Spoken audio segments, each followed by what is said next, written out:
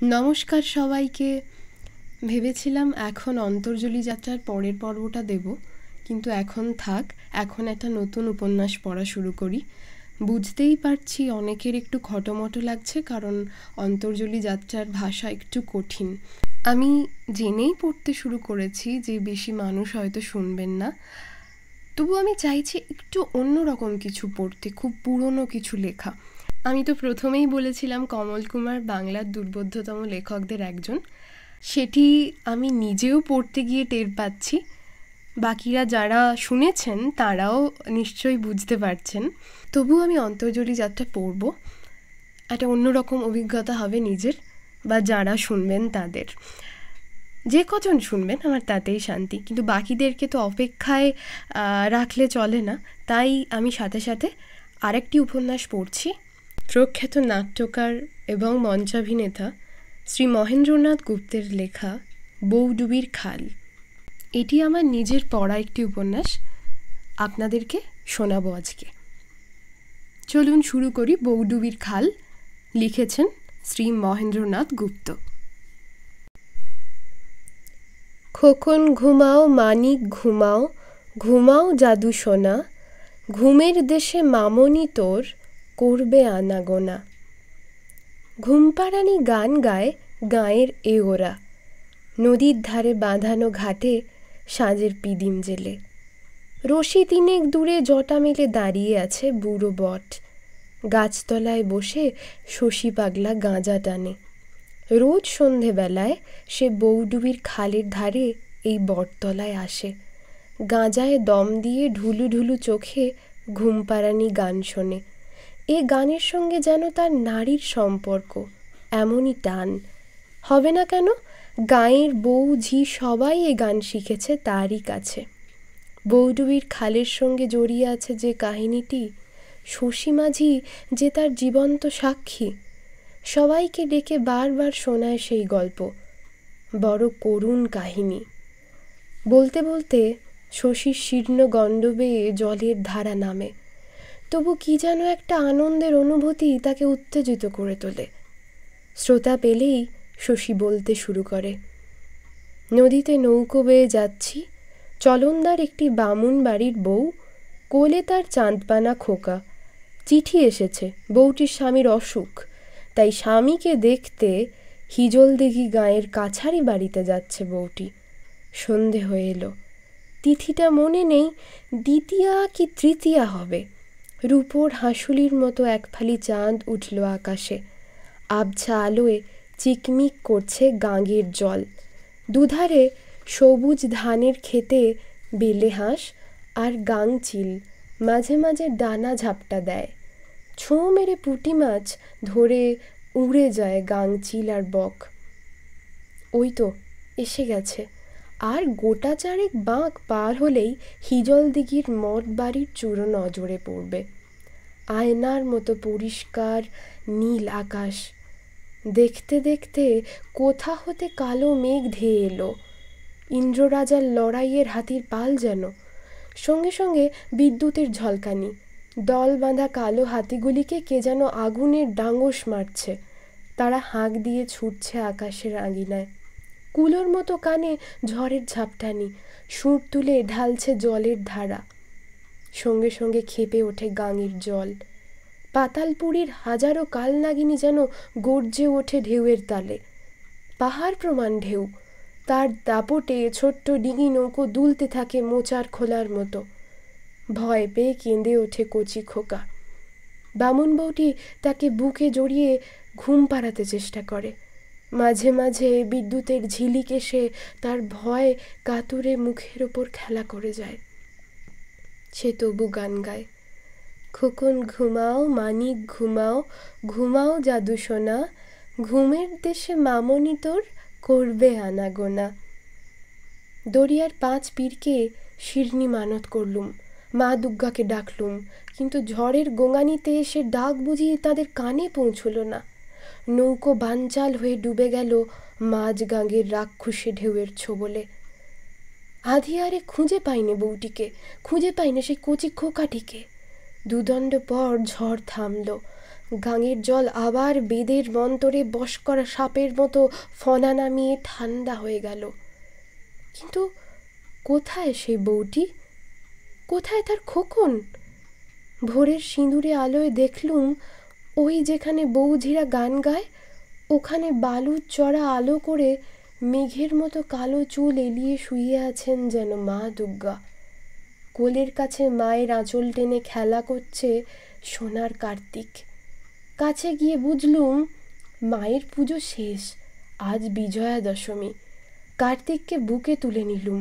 সোনার পিঁজরা পৃথিবীর মাটিতে ফেলে মা দুর্গা তখন চলে গেছেন কৈলাস পর্বতে। বলতে বলতে আনমনা হয়ে যায় শশী মাঝি। দুহাত তুলে উদ্দেশ্যে প্রণাম করে কাকে। শীর্ণ চোখের কোণে চকচক করে দুফোঁটা জল। উৎসাহী শ্রোতার ডাকে শশীর চমক ভাঙে। তারপর কি হলো শশী? আর কি হবে, সংক্ষেপে জবাব দেয় শশী। হালতা সিঁদুর পরিয়ে সোনার প্রতিমাকে চিতায় তুলে দেয়। চিতাভস্য কুড়িয়ে রাখে গাঁয়ের বউঝিরা। সেদিন থেকে এ গাংকে সবাই বলে বৌডুবির খাল। কোলের খোকাকে বাঁচিয়ে স্বর্গে গেল সেই বউটি। তারই গাওয়া ঘুমপাড়ানি গান গেয়ে মঙ্গল কামনা করে সব এওরা তাদের কচি খোকাদের। প্রলয়ঙ্কর দারুণ তুফানে কেমন করে বউটি বাঁচিয়েছিল তার খোকাকে?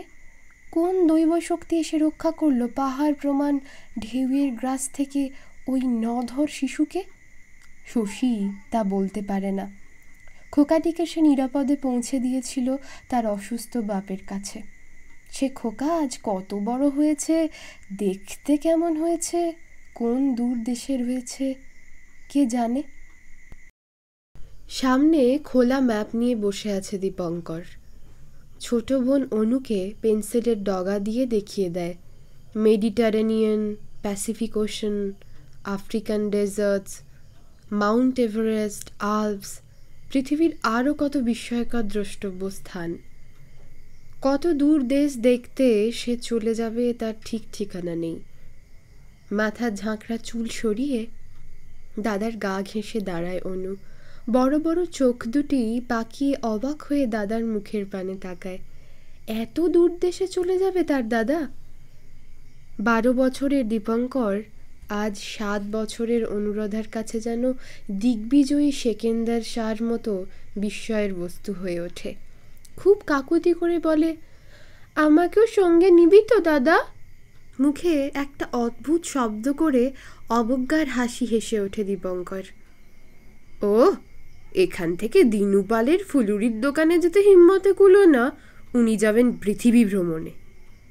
তীব্র প্রতিবাদ করে ওঠে অনুরাধা। তুই তো এক্ষুনি যাচ্ছিস না, বড় হয়ে যাবি, তখন তো আমিও বড় হব, গায়ে জোরও হবে। লক্ষ্মী দাদা ভাই, আমায় নিয়ে যাবি তো?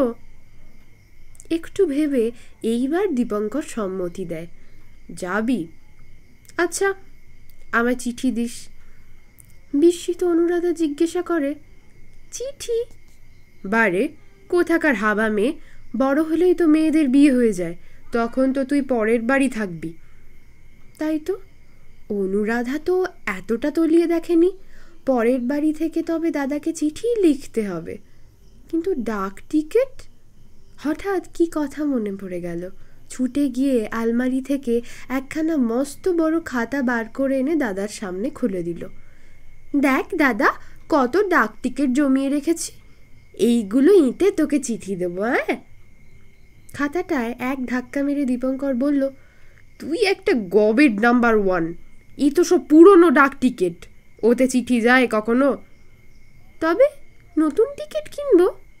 নতুন টিকিট কিনবি, টাকা পাবি কোথায়? ধর তোর যদি হারকেপ্পনের সঙ্গে বিয়ে হয়, তারা যদি টাকা না দেয় তখন?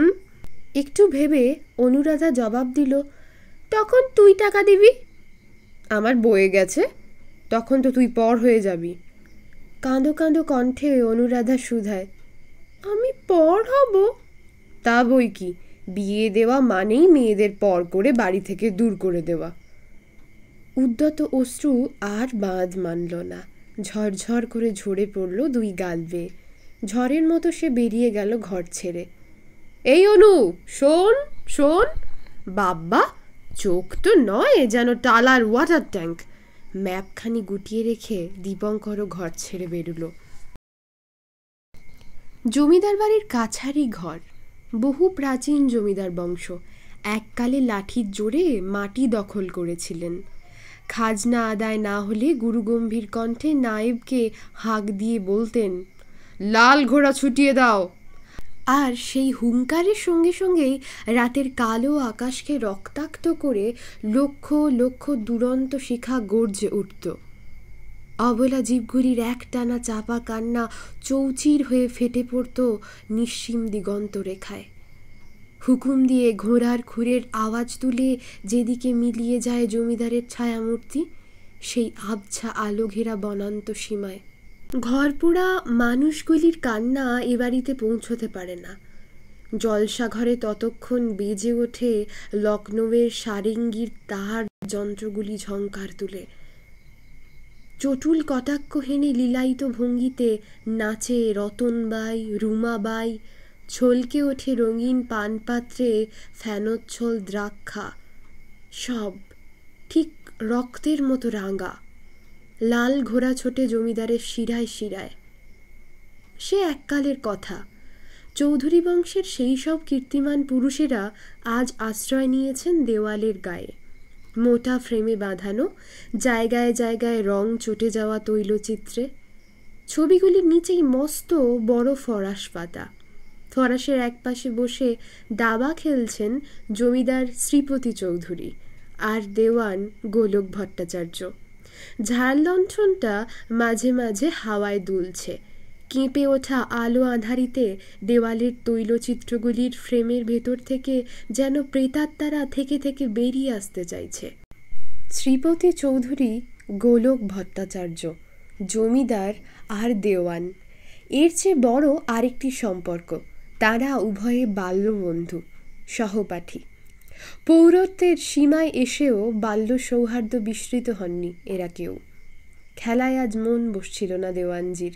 শ্রীপতি তা লক্ষ্য করে মৃদু হাসলেন। দীপু আর অনুরাধা, ওদের হয়তো ঘুম পেয়েছে, ওদের দুটিকে দুপাশে নিয়ে ঘুম পাড়ান গোলক ভট্টাচার্য। জমিদার গৃহিণী মেয়েটিকে আঁতুড়ে রেখে স্বর্গারোহণ করেন।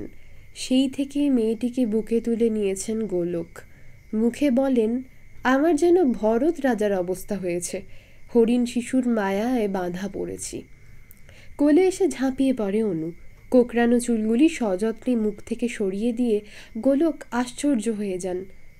চোখে জল কেন মা জননী? কি হয়েছে? দাদা বকেছে নিশ্চয়। না কাকাবাবু, আমি কিছু বলিনি। এগিয়ে আসে দীপঙ্কর আত্মপক্ষ সমর্থন করতে। কাকাবাবুর কোলে বসে দুর্গেশ্বরীর মতো বীর দর্পে এইবার হাঁক ছেড়ে বলে অনুরাধা, না বলনি, আমি পর আমায় বাড়ি থেকে দূর করে দেবে বলনি বুঝি? চমকে ওঠেন গোলক ভট্টাচার্য। অনুরাধা পর তাকে চৌধুরী বাড়ি থেকে দূর করে দেবে দীপঙ্কর? দীপু বলে, বিয়ে হলে তোকে পরের বাড়ি যেতে হবে না? কখনো যাব না, এখানেই থাকবো আমি। ঠোঁট উল্টে অবজ্ঞার সুরে বলে দীপু, থাকিস, তোর বরকে বলবে সবাই ঘর জামাই। বলুক গে, আমার কি, আমি তো দেখতে আসবো না, আমি তখন বাড়ি ছেড়ে চলে যাব অনেক দূরে। এইবার চমকে উঠলেন জমিদার শ্রীপতি চৌধুরী। দীপঙ্কর বলে, সেই চৌধুরী বাড়িতে থাকবে না, এ বাড়ি সে ত্যাগ করে যাবে। চৌধুরী মশাইয়ের গলার আওয়াজ হঠাৎ ভারী হয়ে এলো। দীপঙ্কর। বাবা? দীপঙ্করের কাঁধে সস্নেহে একখানি হাত রেখে চৌধুরী জিজ্ঞাসা করলেন, তুমি তখন কোথায় থাকবে বাবা? গম্ভীরভাবে দীপঙ্কর জবাব দেয়, সে অনেক দূরে, গোটা পৃথিবী ভ্রমণ করব, খবরের কাগজে বড় বড় হরফে বেরুবে, ভূপর্যটক শ্রী দীপঙ্কর চৌধুরীর অত্যাশ্চর্য কীর্তি। সাইকেল যোগে south Africa, Russia, England, Scotland, Poland, Somaliland প্রভৃতি দেশে বিপদ সংকুল ভ্রমণ। এবং অত্যাশ্চর্য লজ্জার কাহিনী, তাহারই ভগ্নী শ্রীমতী অনুরাধা চৌধুরীর ঘর জামাই বিবাহ করিয়া রতনপুরে থাকুন এবং বীরাঙ্গনার সকল কর্তব্য অবহেলা করিয়া পুঁইশাক ও উচ্ছে চচ্চড়ি রাঁধন। অনুরাধার ক্ষীণ কণ্ঠের প্রতিবাদ দুই প্রৌঢ়ের প্রাণখোলা উচ্চহাসির মধ্যে তলিয়ে গেল। এত কলহের পর রাত্রি ভোর হতে না হতেই সন্ধি স্থাপিত হল।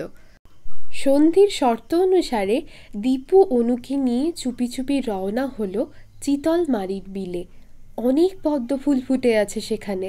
পাঁকের ভেতর নেমে পদ্মের নাল তুলে চিবিয়ে খেতে কি যে ভালো লাগে! তেষ্টা মরে আর ভারী মিষ্টি মিষ্টি স্বাদ। সাপের ভয় আছে, কিন্তু তা থাকবে। তা বলে অমন নরম আর মিষ্টি পদ্মের নাল! স্তূপাকার নাল ভেঙে খেয়ে আর পদ্মফুল নিয়ে তারা যখন বাড়ি খিড়কির পথ দিয়ে ফিরে এলো, বাড়ির পুরনো ঝি রতুর মায়ের তো চক্ষু স্থির। আপাদমস্তক পাঁক মেখে দুই ভাই বোনের একই কিম্ভূত কিমাকার মূর্তি। ঝি আঁতকে উঠতে দীপঙ্কর অবস্থাটা বুঝতে পারল।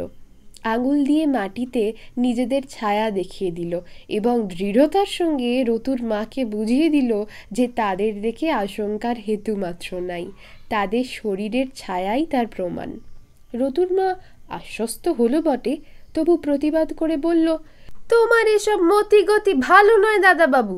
নিজে রাত দিন বনে বাজারে ফিরছ, দিদিমণিকে পর্যন্ত তুমি গেছো মেয়ে করে তুলছ। মেয়েটাকে কি কুশিক্ষাই না তুমি দিচ্ছ, আর হবেই না বা কেন? নিজের জন হলে তবু কথা ছিল, হাজার হলেও দিদিমণি তো তোমার। রতুর মা! ঝিয়ের কথা শেষ না হতেই হাঁক দিলেন চৌধুরী মশাই। চণ্ডীমণ্ডপ থেকে বাড়ির ভেতরে আসবার পথে তিনি শুনতে পেয়েছিলেন ঝিয়ের কথা। দীপু ও অনুকে ইশারা করলেন বাড়ির ভেতরে যেতে। তারা চলে গেলে ঝিকে বললেন, আমি সব শুনেছি রতুর মা। অনেক কাল এ বাড়িতে রয়েছিস। রতনপুরের জমিদার বাড়ির রীতিনীতি তোর না জানবার কথা নয়। তোকে স্পষ্ট বলে দিচ্ছি, আজ তুই যে কথা বলছিলি ফের যদি কোনো দিন শুনি, পাইক দিয়ে টুকরো টুকরো করে কেটে চিতলমারির বিলের জলে পুঁতে ফেলব। মনে থাকে যেন। খরমে জোর আওয়াজ তুলে চৌধুরী চলে গেলেন। রতুর মা কাঠ হয়ে সেখানেই ঠায় দাঁড়িয়ে রইল। পড়ন্ত বেলা, সূর্য ডুবু ডুবু। বৌডুবির খালে নাও বেয়ে চলেছে ২০-২২ বছরের জোয়ান দেবনাথ। নৌকায় বসে আনমনে তামাক টানছে কুসুমদিঘির বাগদি মোড়ল পেল্লাদ মাঝি। মাথার সব চুল কাশফুলের মতো সাদা হয়ে গেছে, তবু পেশিবহুল দেহটির পানে তাকিয়ে চমকে উঠতে হয়। বুঝিবা ইস্পাতে গড়া মূর্তি। আজও পেল্লাদ বাগদি লাঠি ধরে ১০-২০ গাঁয়ের জোয়ানকে নাকি কাহিল করে দিতে পারে। এ চত্বরের চাষি তাঁতি সবাই মোড়ল বলে মানে পেল্লাদকে। চক ইসমাইলপুরের চাষিদের মধ্যে জমি জমা নিয়ে কি গণ্ডগোল বেঁধেছে, তারই নিষ্পত্তির জন্য ডাক পড়েছে মোড়লের। সাকরে দেবনাথ ছায়ার মতো সঙ্গে ফেরে ওস্তাদের। শীতান্তের নদী, জল এখন অনেকটা শান্ত। সূর্যাস্তের গলে পড়া সোনা যেন তন্নি বধূটিকে সোনালি জরির কাজ করা চিকমিকি ওড়না পরিয়েছে। বাঁশবনের পাতা কাঁপিয়ে মাঝে মাঝে দমকা হাওয়া আসে। কলসি ডুবিয়ে ঘরে ফেরবার পথে গাঁয়ের বউটির ঘোমটা উড়ে যায়। আর চোখে এপাশ ওপাশ তাকিয়ে বাঁ হাতে ঘোমটা টেনে ডান কাঁখের কলসিতে ছলাৎ ছলাৎ আওয়াজ তুলে নয়া বউ ঘরে ফিরে যায়। নাও বাইতে বাইতে দেবনাথ আচমকা গান ধরে, বড় করুণ ভাটিয়াল। কোন সে সোনার মেয়ে তাকে ভাসিয়ে দিয়ে চলে গেছে ভাটির দেশে মন পবনের নায়ে। তার খোঁপায় ছিল নলটুঙ্গি ফুল, চৈতালি হাওয়ায় তার কানের ঝুমকো ফুল দুটি দুলে উঠত। আজও নাকি শূন্য বালুর চরে তার পায়ের নুপুর থেকে থেকে রুমঝুম করে বেজে ওঠে। সেই হারিয়ে যাওয়া সোনা মেয়েটি শুধু নিজেই ভেসে যায়নি, দেবনাথকে ভাসিয়ে গেছে। তার শোকে শঙ্খনদী আজও কাঁদে, সঙ্গে কাঁদে বনের পঙ্খিনী। রতনপুরের বজরা মনে হচ্ছে না রে দেবা? পেল্লাদের কথা শুনে গান থামিয়ে তাকিয়ে দেখে দেবনাথ। তাই তো, ময়ূরপঙ্খী নায়ের মতো ৫ পাল তোলা বাহারি ছবি আঁকা অত বড় বজরা আর কার আছে এ তল্লাটে? তাড়াতাড়ি দাঁড় টেনে এগিয়ে যায় দেবনাথ বজরার কাছাকাছি। সম্ভ্রমের সঙ্গে জিজ্ঞাসা করে, বজরায় কোন হুজুর মাঝি ভাই? দেওয়ানি হুজুর, মহাল দেখতে বেরিয়েছেন, গলা খাটো করে জবাব দেয় বজরার মাঝি। কার সঙ্গে কথা বলছো মাঝি? বজরার ভেতর থেকে জিজ্ঞাসা করেন গোলক ভট্টাচ। আগে হুজুর, কুসুম দিঘির বাগদি মোড়ল। কে, পেল্লাদ? ভালো আছিস রে?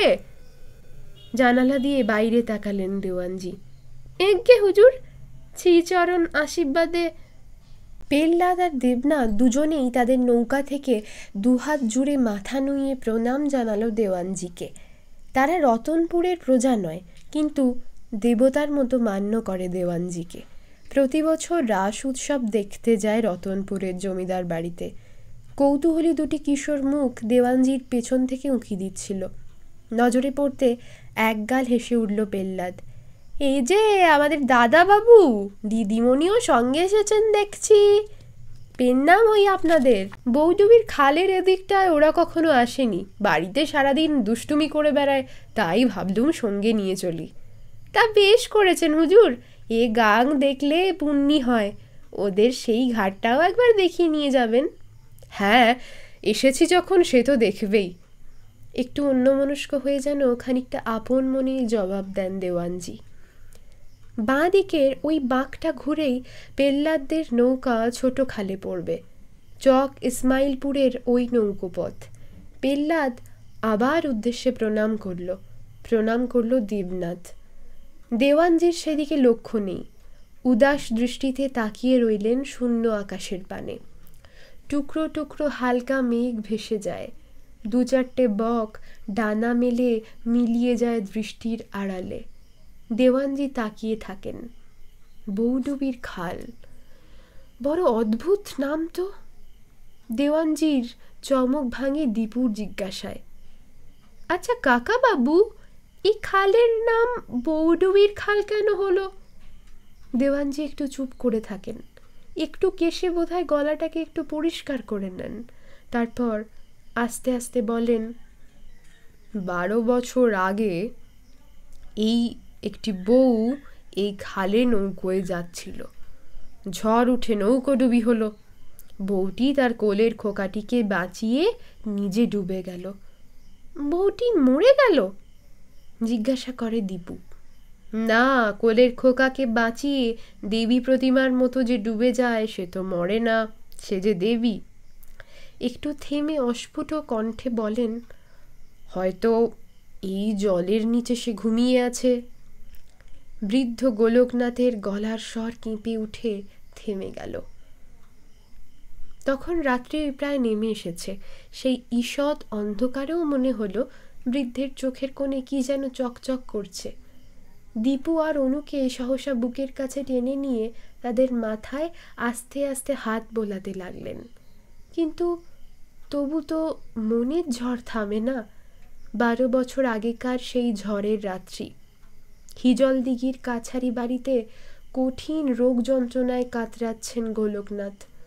রোগ যাতনার চেয়ে আরও বেশি উৎকণ্ঠিত হয়ে পড়েছেন তিনি শিবানী আর তার খোকনের চিন্তায়। তার অসুখের খবর দিয়ে দেশে চিঠি লেখা হয়েছে শিবানীকে। শিবানী নিশ্চয়ই খোকনকে কোলে নিয়ে রওনা হয়ে পড়েছে। এই ঝড়ের মাঝখানে দুরন্ত নদী পার হচ্ছে হয়তো একখানি ছোট্ট ছইয়ে ঢাকা ডিঙি নৌকো করে। হে ভগবান, তাদের নিরাপদে পৌঁছে দেবে তো? বাতাস হাহা করে হেসে ওঠে। পাগলা নদী দক্ষিণা কালিকার মতো কালো চুল এলিয়ে নেচে ওঠে। জল স্থল একাকার করা সেই নিকষ কালো অন্ধকার চিরে শানিত খড়গের মতো একসময় বাজ নেমে আসে। তারপর সব যেন মৃত্যুর মতো স্তব্ধ, অন্তহীন। সে এক বিচিত্র অনুভূতি। তবে কি তার মৃত্যু হয়েছিল? আজ কি তার পুনর্জন্ম? না, কাল রাত্রে তিনি মূর্ছিত হয়েছিলেন। ভোরের আলোয় চোখ চেয়ে তিনি দেখলেন তিনি বেঁচে আছেন। তার 2 মাসের খোকাও বেঁচে আছে। কিন্তু শিবানী? গাঁয়ের মেয়েরা চিতাভস্ম কুড়িয়ে নিয়ে একে একে চলে গেল।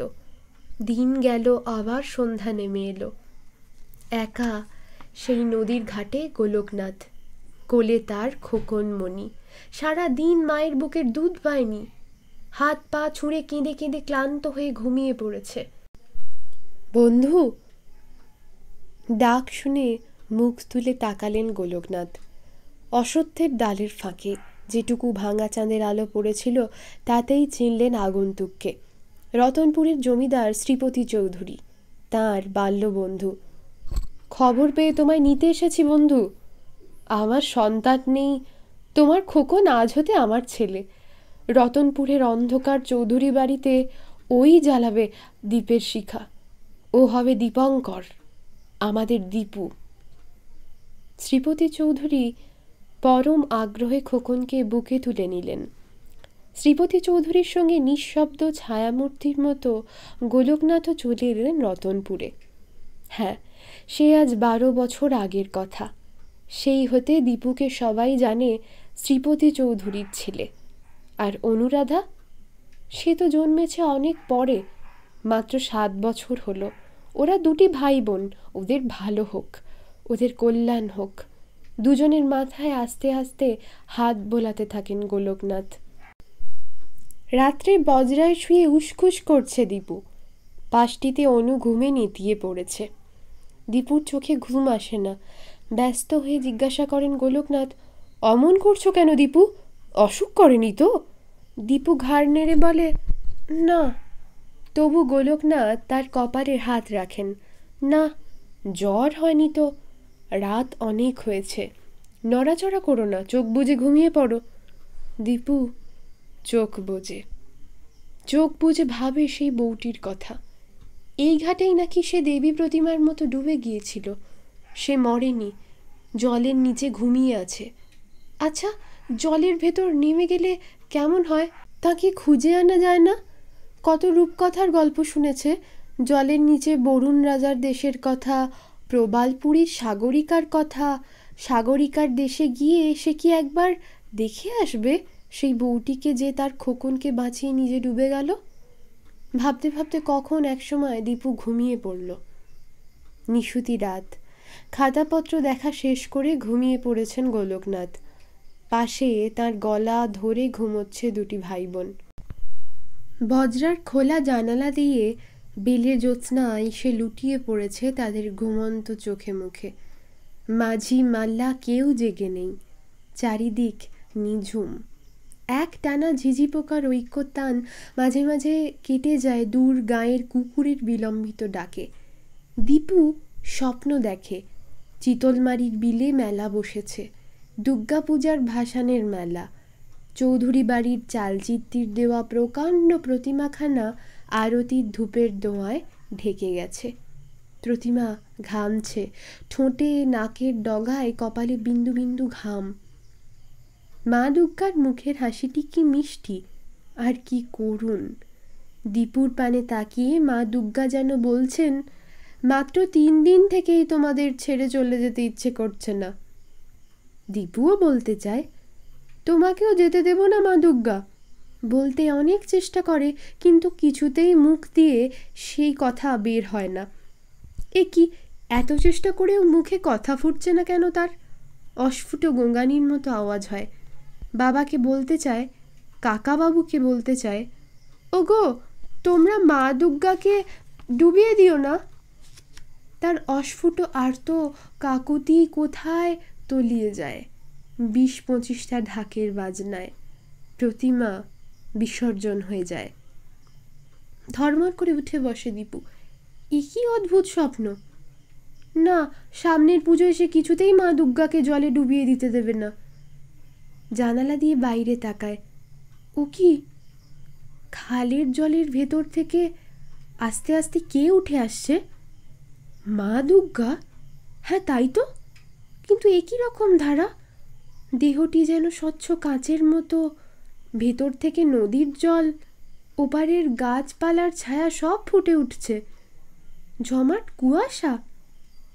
না, চাঁদের আলো জড়ো করে গড়ে উঠেছে ওই মূর্তি। দীপু ভালো করে দুহাতে চোখ রগড়ে নিল। না, চোখের ভুল নয়। মূর্তিটি নড়ে উঠল, আস্তে আস্তে জলের উপর দিয়ে এগিয়ে আসতে লাগলো বজরার দিকে।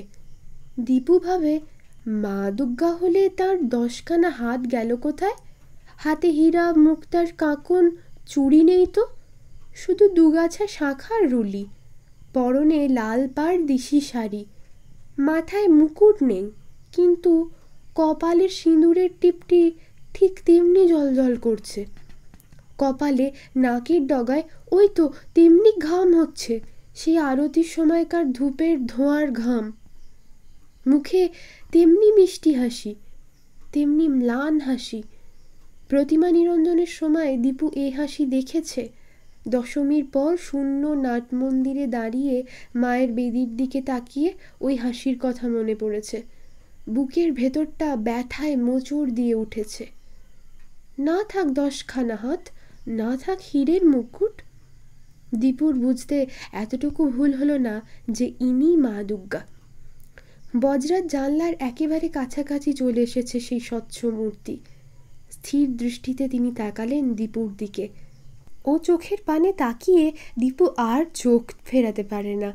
চোখের দৃষ্টিতে ব্যথা না আনন্দ, কি উপচে পড়ছে দীপু বুঝতে পারে না। অবাক হয়ে তাকিয়ে থাকে। কখন একসময় দীপুর মনে হলো তাকে যেন হাত ইশারা করছেন, তাকে ডাকছেন।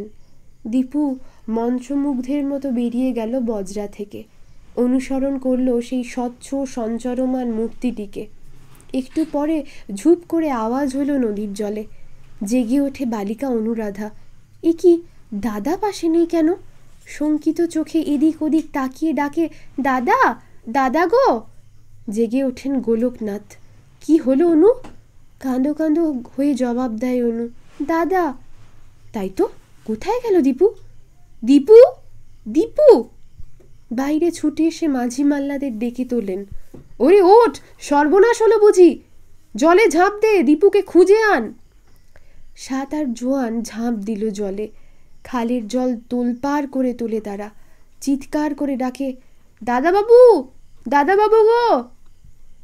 প্রায় আধ ঘন্টা বাদে দীপুকে খুঁজে পাওয়া গেল। যেখানটায় হিজল গাছের ছোট ছোট লাল রঙের অজস্র ফুল ঝরে পড়েছে, খালের ধারের মকমলের মতো নরম মাটিতে মনে হলো কে যেন বড় যত্নে ফুলের বিছানায় তাকে ঘুম পাড়িয়ে রেখে গেছে। গোলকনাথ পাগলের মতো ছুটে আসেন, চোখে জলের ঝাপটা দেন, মাথায় সস্নেহে হাত বুলিয়ে ডাকেন, দীপু, দীপঙ্কর। দীপু চোখ মেলে তাকায়, উদ্ভ্রান্ত দৃষ্টিতে কাকে যেন খোঁজে, কিন্তু সে তো নেই। এত যত্নে তাকে ঘুম পাড়িয়ে রেখে অশরীরিণী মিলিয়ে গেল কি আলো আঁধারি ঘোমটা টানা এই বৌডুবির খালের জলে? রাসবিহারী অ্যাভিনিউর মোড়ে মস্ত বড় বাড়ি। বাড়ির সামনে নার্সারি স্কুলের গাড়ি দাঁড়িয়ে। দারোয়ান খবর দিয়ে গেল, দিদিমণি আজ স্কুলে যাবে না। গাড়ি চলে গেল। কেমন করে আজ স্কুলে যাবে অনুরাধা? কাল ভাই ফোঁটা, দীপুকে ফোঁটা দিতে হবে না? আজ যে তার কত কাজ। বৌডুবির খালে সেই রাত্রের ঘটনার 8-10 দিন বাদেই চৌধুরী মশাইয়ের সঙ্গে পরামর্শ করে গোলকনাথ ওদের কলকাতায় নিয়ে এসেছেন, স্কুলে ভর্তি করে দিয়েছেন। কি জানি দেশে থাকলে যদি আবার ওই খাল দীপুকে টেনে নেয়। কাজ নেই দেশে থেকে, তার চেয়ে কলকাতায় পড়াশুনো করুক, মাঝে মাঝে তিনি এসে থাকবেন, কখনো বা চৌধুরী মশাই। স্কুলের বেলা হয়ে গেছে। দীপু কলম খুঁজে পাচ্ছে না। বই খাতা কলম সবই তো একটু আগে গুছিয়ে রেখে খেতে গেল, তবে কলম কি হলো? যা অনুমান করেছে তাই। দোতলার দালানের কোণে পা ছড়িয়ে বসে কোলের উপর একখানা বাঁধানো খাতা নিয়ে অনুরাধা তারই কলম দিয়ে ও কি করছে? এই বাঁদরি, কি হচ্ছে শুনি? ভুরু কুচকে জবাব দেয় অনু, বারে, কাল ভাইফোঁটা, ফর্দ করতে হবে না? হাত থেকে ছোঁ মেরে কলমটি কেড়ে নিয়ে দীপু বললে, ভাইফোঁটার ফর্দ না তোর মুন্ডু। কৌতূহলী হয়ে খাতার পানে তাকিয়ে বলল, এটা আবার কি এঁকেছিস? কি জন্তু রে? মানুষ না ভূত? দূর, ভূত হতে যাবে কেন? প্রতিবাদ করে বলে অনুরাধা। তোর ছবি এঁকেছি। কেমন, ভালো হয়নি? খাতাখানা তুলে ধরে দীপুর সামনে। ইয়ার্কি মারবার জায়গা পাওনি? এক চাঁটি বসিয়ে দিল অনুর মাথায়। তরতর করে নেমে গেল সিঁড়ি দিয়ে। অনু খাতা ছুঁড়ে ফেলে গোমরা মুখে উঠে গেল। দেব না ভাইবোটা, আমি খাবো মার, আর উনি খাবেন মেঠাই। বয়ে গেছে আমার। শেষ পর্যন্ত গোলকনাথের মধ্যস্থতায় দুই পক্ষে একটা রফা হয়ে গেল। তার জন্য নিউ মার্কেট থেকে ডল পুতুল, রঙিন বেলুন, চকোলেটের বাক্স প্রভৃতি অনেক মূল্যবান বস্তু ভেট দিতে হয়েছিল মানিনী অনুরাধাকে। পরদিন ফোঁটা দিয়ে নিজের লালায়িত রসনাকে অনেক করে সংযত রেখে গাছ কোমর বাঁধা অনুরাধা খাবারের থালাটি দীপুর সামনে এগিয়ে দিতেই দীপু প্রতিবাদ করে গম্ভীরভাবে বলল, কই, আগে পেন নাম কর। একটু দমে গিয়ে অনুরাধা জিজ্ঞাসা করল, তোকে পেন নাম করতে হবে? দীপু তেমনই ভারিক্কি চালে মাথা নেড়ে বলল, হ্যাঁ, গুরুজনকে পেন নাম করতে হয়। অগত্যা নিরুপায় অনুরাধা ঢিপ করে একটি প্রণাম জানালো তার এই গুরুগম্ভীর গুরুজনটিকে। 10 বছর পর আর এক ভাইফোঁটার দিনে রাসবিহারী অ্যাভিনিউর সেই ঘরটিতেই এক তন্নি তরুণী প্রণাম করছে তার দাদাকে। দাদা পা সরিয়ে নিয়ে বলল, থাক থাক, প্রণাম করতে হবে না। তরুণী ডান হাত বাড়িয়ে পায়ের ধুলো নিতে নিতে হঠাৎ হেসে ফেলল। হাসছিস কেন? প্রশ্নের উত্তরে কৌতুক ভরা দৃষ্টিতে দাদার পানে তাকিয়ে তরুণী বলল, আজ পা সরিয়ে নিচ্ছ, একদিন কিন্তু তুমি আমার গুরুজন এই অধিকারের বলে জবরদস্তি করে প্রণাম আদায় করেছিলে, মনে নেই? পুরনো দিনের কথা মনে করে দুজনেই সশব্দে প্রাণ খোলা হাসি হেসে উঠল। একটা কথা মনে পড়ল অনুরাধা সপ্রশ্ন দৃষ্টিতে তাকালো। দীপু বলল, সামনের বছর তোর হাতের ফোঁটাও পাবো না, মিষ্টিও পাবো না। ভাবতে মনটা কেমন হয়ে গেল। একটু চুপ করে থাকে দীপঙ্কর। অনুরাধা বলে, সে আমিও ভেবেছি, খামের ভেতর পুরে পদ্ম পাতার উপর চন্দনের টিপ আর রসগোল্লার প্যাকেট বিলেতে পাঠিয়ে দেব। The idea! উল্লসিত হয়ে বলে ওঠে দীপু। বিলেতে বসেও ভাইফোঁটা পাবো তাহলে? খুব ট্যাক্টফুলি ম্যানেজ করেছিস তো। আমি ওখানে বসে ভাইফোঁটার মিষ্টি খাবো, আর তুই এখানে বসে শাঁখ বাজাবি। হঠাৎ চমকে ওঠে অনুরাধা। ওই যা, শাঁখ বাজাতেই ভুলে গেছি যে। তাড়াতাড়ি উঠে শাঁখে ফু দিল অনুরাধা। ঠিক অমনি শাঁখের আওয়াজ। হ্যাঁ, অনেকগুলি শাঁখ একসঙ্গে বেজে উঠলে যেমন হয়, ঠিক তেমনি আওয়াজ করে বিলাতগামী জাহাজখানি যেদিন দীপঙ্করকে নিয়ে সমুদ্রের জলে পাড়ি জমালো, জেটির উপর ঠায়ে দাঁড়িয়ে রইল অনুরাধা। জাহাজ মিলিয়ে যায় দিগন্তের কোলে, কিংবা ঝাপসা হয়ে আসে বিশ্বজগৎ অনুরাধার চোখের সামনে। কোন খেয়ালি শিল্পী যেন নির্মমভাবে রবার দিয়ে মুছে দেয় তার হাতে আঁকা ছবি।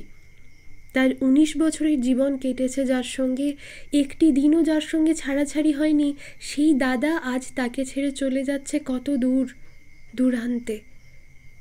অনুরাধার সামনে আজ সব শূন্য, ওই অন্তহীন সমুদ্রের মতো। জীবনটাই যেন লবণাক্ত সমুদ্র। দীপঙ্করের ইঞ্জিনিয়ারিং পড়তে গিয়ে 4 বছর বিলাত প্রবাসকালে চৌধুরী বাড়ির উপর দিয়ে যেন একটা ঝড় বয়ে গেল। বিষয় নিয়ে নানা মামলা মোকদ্দমা। দুশ্চিন্তায় চৌধুরী মশাইয়ের স্বাস্থ্য ভেঙে পড়ল। সে ভাঙা শরীর মন আর জোড়া লাগলো না। মৃত্যুর পূর্বে তিনি অনুরাধাকে কাছে ডেকে তার দাদার সম্বন্ধে কটি গোপনীয় কথা বললেন। তার বলবার ইচ্ছা ছিল না, তবু হয়তো এই কাহিনী একদিন প্রকাশ পাবেই। তাই অনুরাধাকে বিশেষ করে আদেশ দিয়ে যান, তোমার দাদার সম্বন্ধে যা বলবো জীবনে কখনো তা কারু কাছে প্রকাশ করো না। একটু থেমে একটু দম নিয়ে আস্তে আস্তে বলেন, দীপু তোমার মায়ের পেটের ভাই নয়। সে মুহূর্তে সেখানে বজ্রপাত হলেও বুঝি অতখানি ভয় পেয়ে অমন করে আর্তনাদ করে উঠত না অনু। চৌধুরী মশাই বললেন, শান্ত হও, ভয় পেও না, বিস্মিত হইও না। আমি যা বলছি তা সত্যি। তবে দীপু কে, কার সন্তান, এসব কিছু জানতে চেও না। আমি চলে গেলেও একজন আছেন, এর অতিরিক্ত কিছু বলবার প্রয়োজন হলে তিনিই বলবেন। জগৎশুদ্ধ সবাই তাকে তোমার ভাই বলে জানে, আমিও সেই পরিচয়েই তাকে পালন করেছি। বড় ভাইয়ের যা প্রাপ্য তা তুমি চিরকাল তাকে দেবে, সে ভরসা আমার আছে অনু। ক্লান্ত হয়ে পাশ ফিরে শুতে চেষ্টা করলেন চৌধুরী মশাই। অনুরাধা তাকে আস্তে আস্তে পাশ ফিরিয়ে দিয়ে মাথার নিচে বালিশটা টেনে দিল। বড্ড হাঁপিয়ে গেছেন, কথা বলতে কষ্ট হয়, কিন্তু আজই না বলে উপায় নেই যে। বলবার সময় আর যদি না পান, আস্তে আস্তে বললেন, আর একটি চিন্তা আমাকে কাঁটার মতো খোঁচা দিচ্ছে মা। আমার প্রপিতামহের ইচ্ছা ছিল এই জমিদারি রাধা মাধবের দেবত্ব করে দেবেন, কিন্তু তার হয়ে ওঠেনি। তবু আমরা মনে প্রাণে স্টেটকে রাধা মাধবের বলেই জানতুম। নানা মামলা মোকদ্দমায় পড়ে শেখরডিহির রায়বাবুদের কাছে বহু টাকা ঋণগ্রস্ত হয়েছি। তারা ডিক্রি করে বসে আছে। আমার মৃত্যুর পর হয়তো তারা রতনপুর গ্রাস করবে। ঋণের দায়ে রাধা মাধবের সম্পত্তি আমি শেখরডিহির জমিদারের হাতে তুলে দিয়ে গেলুম। এই চিন্তা যে মৃত্যুর পরও আমার আত্মাকে শান্তি দেবে না মা। অনুরাধা আর্তকণ্ঠে বলল, কি হবে বাবা? আমি কি করতে পারি তুমি আমায় বলে যাও। কোনো উপায় নেই মা, রাধা মাধবকে আমি বঞ্চনা করে গেলুম। মুমূর্ষু পাণ্ডুর দুই গাল বেয়ে জলের ধারা নামল। বুকের পাঁজর হাপড়ের মতো দ্রুত ওঠানামা করতে লাগল। অনুরাধার চোখেও নামল বাঁধ ভাঙা জলের ধারা। বাবার পায়ে মুখ লুকিয়ে এসে বলে উঠল, না, সে হবে না বাবা। আমি তোমায় কথা দিচ্ছি, যেমন করে পারি রাধা মাধবের সম্পত্তি আমি রাধা মাধবকে ফিরিয়ে দেব। শেখরডিহির জমিদার চৌধুরী বাড়ির গৃহদেবতার সম্পত্তির একটি কুটো গাছও ছুঁতে পারবে না। তার জন্য যে মূল্য দিতে হয় তোমার মেয়ে অনুরাধা তা দেবে। মুমূর্ষু চৌধুরীর মুখ উজ্জ্বল হয়ে উঠল। একটা অপরিসীম স্বস্তির আভাস ফুটে উঠল চোখে মুখে। অনুরাধার মাথার উপর তিনি একখানি হাত তুলে দিলেন। কি যেন বলতে গেলেন, ঠোঁট দুটি একবার কেঁপে উঠে স্থির হয়ে গেল। 4 বছর পর বিলাত থেকে ফিরে এসে দীপঙ্কর যেন অকুল সমুদ্রে পড়ে গেল। জমিদারি স্তূপাকার কাগজপত্র এসেছে, সব দেখে শুনে যা কিছু বিলি ব্যবস্থা তাকেই করতে হবে। মোটা মোটা খাতাপত্তর কাগজের বান্ডিলের মাঝখানে সে যেন হাঁপিয়ে পড়ল। দরজায় এসে অনুরাধা ডাকে, দাদা। চমক ভেঙে চোখ তুলে সপ্রশ্ন দৃষ্টিতে তাকায় দীপঙ্কর। কোথাও বেরোচ্ছিস নাকি? পরশু আমার জন্মদিন। অনুরাধা বলে, নিমন্ত্রণ করতে যাচ্ছি, যাবে আমার সঙ্গে? দীপঙ্কর আঙ্গুল দিয়ে খাতাপত্তর দেখিয়ে বলে, এই পাহাড় পর্বত যে ডিঙ্গিয়ে যেতে পারছি না বোন। ছেলেবেলার মতো দুষ্টুমি ভরা হাসি খেলে যায় অনুরাধার চোখে মুখে। বেশ হয়েছে, তুমি যখন বিলেতে ছিলে কাকাবাবু আমাকেও বন্দি করেছিলেন ওই দলিলের পাহাড়ে। তুমি এসে পড়েছ, এবার আমার ছুটি। এক পা এগিয়ে আবার পেছন ফিরে বলে, আমি যাচ্ছি, অনেক জায়গা ঘুরতে হবে। তুমি অমিতাদের ওখানে থেকো, ফিরতি পথে তোমায় তুলে নেব, কেমন? দীপঙ্কর ঘাড় কাত করে জানায়, তাই হবে। বিলিতি সেন্টের মৃদু গন্ধ ছড়িয়ে এক ঝলক খুশির হাওয়ার মতো অদৃশ্য হয়ে যায় অনুরাধা। কত কাজ! শকুন্তলা রায় থাকে কাঁকুলিয়া রোডে, অনামিকা ঘোষ দস্তিদার পদ্মপুকুরে, শেলি বোস সেই রিজেন্ট পার্কে, রুবি রায় বালিগঞ্জ সার্কুলার রোডে, কাকলি ব্যানার্জি আবার নর্থে, বোসপাড়া লেনে। বাস, কত ঘুরতে হবে, উপায় নেই। আজই নিমন্ত্রণ পর্ব শেষ করা চাই, মাঝখানে তো মাত্র আর একটি দিন সময়। ড্রাইভারকে গাড়ির গন্তব্য পথের নির্দেশ দিয়ে ব্যাগ থেকে ছোট্ট নোটবই খুলে মিলিয়ে দেখে অনুরাধা, ভুলে কারুর নাম বাদ পড়ে গেল নাকি। এত বন্ধু বান্ধবী, তা হবেই তো, দাদা বিলেত চলে যাবার পর দিন কতক বড় নিঃসঙ্গ বোধ হচ্ছিল, তাই ক্লাবে মজলিসে 5 জনের সঙ্গে মিশতে হয়েছে। সান্ধ্যবাসর মুখরিত হয়ে উঠেছে গানে, গল্পে, গুঞ্জরণে, তরুণ তরুণীর অকারণ হাসির উচ্ছ্বাসে।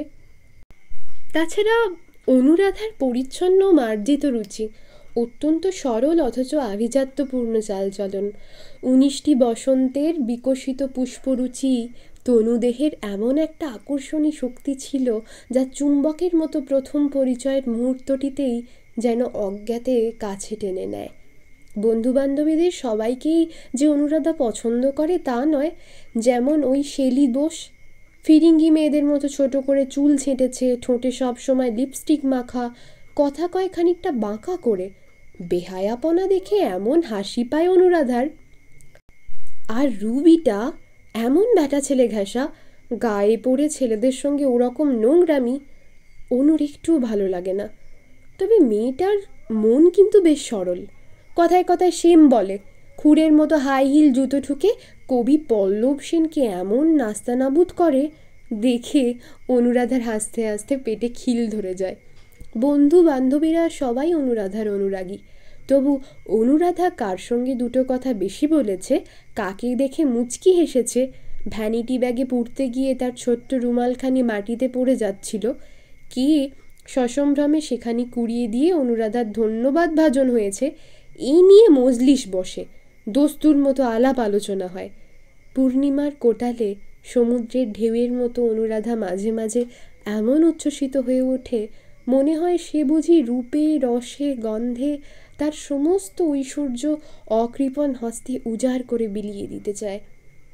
এক ঝলক হাসি, এক টুকরো গান, সুরভিত মৃদু নিঃশ্বাস, কখনো বা চাঁপা ফুলের মতো নরম আঙ্গুলের এক নিমেষের হঠাৎ ছোঁয়া লাগায় বুভুক্ষু মন লুব্ধ হয়ে এগিয়ে যায় আরও কাছে। হঠাৎ ঠিকরে পড়ে ইলেকট্রিক শক লেগে। বিদ্যুৎবর্ষী পাথরের ঘরে ওই ফুলের মতো কোমল মেয়েটির শুভ্রসজ্জা, সে মণিকোঠার কাছে যে এগিয়ে আসে, অনিবার্য আঘাত তাকে পেতেই হয়। বাইরে অনুরাধা চঞ্চলা, মুক্তধারা তটিনী, কিন্তু মনের মুক্তা বিন্দুটি তার ঝিনুকের কোষে আবদ্ধ, কেউ তার নাগাল পায় না।